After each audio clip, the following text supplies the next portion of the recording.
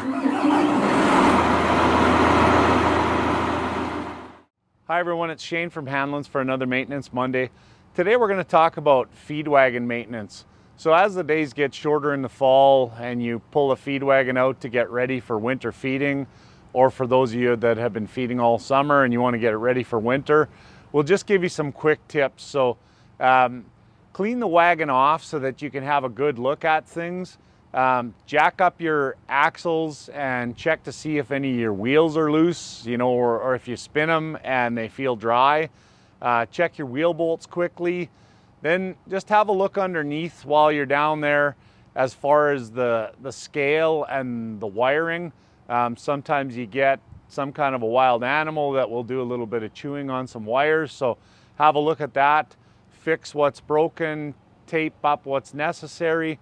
And then move to your gearboxes, check and see that there's nothing that has leaked there, so that the oil isn't leaking out.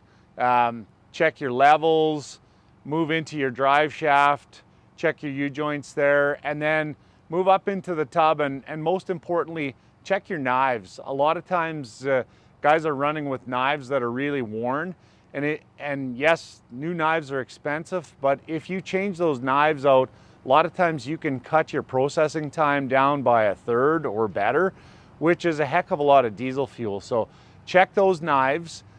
We've got different options for knives depending on what you're doing as far as high wear, regular. Lastly, check your magnets to make sure that they're still there and they're still working. Lots of times that stuff disappears.